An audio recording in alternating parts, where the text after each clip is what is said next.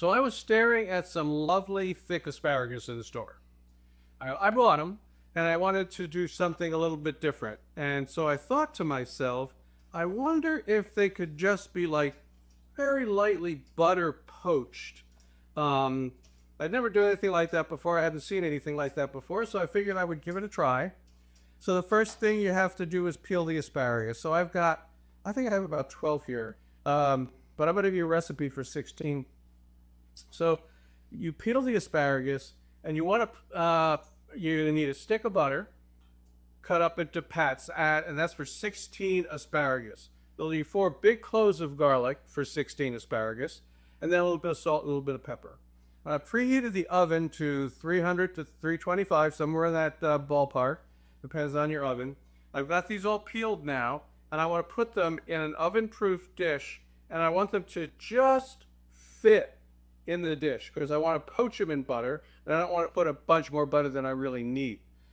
So I'm going to top them with butter pats, and I'm going to put a little bit of garlic. So like 4 large cloves of garlic. This is a smaller batch, so I'm putting in 4 smaller cloves.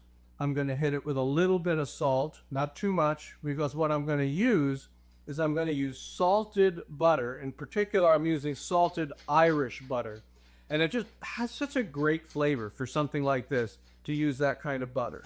I take the butter pats and I just kind of put them all on top. You can see what I'm doing here. I'm just putting them right on top.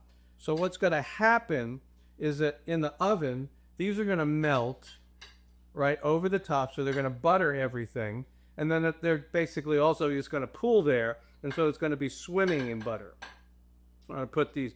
Well, what the final thing I'm going to do before they go into the oven is I'm going to cover this with a sheet of aluminum foil, and then I'm going to put them in, and I'm going to just kind of slow cook them in there. Like I said, there's only 300 degrees, 325 degrees.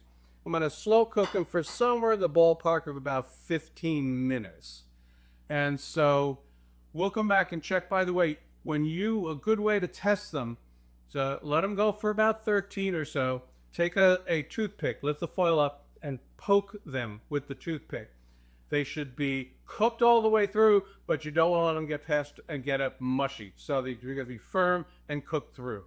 So I'm going to cover this with foil, stick it in the oven, and we're going to come back and we're going to give it a try. Well, we're back. Just pulled it out of the oven.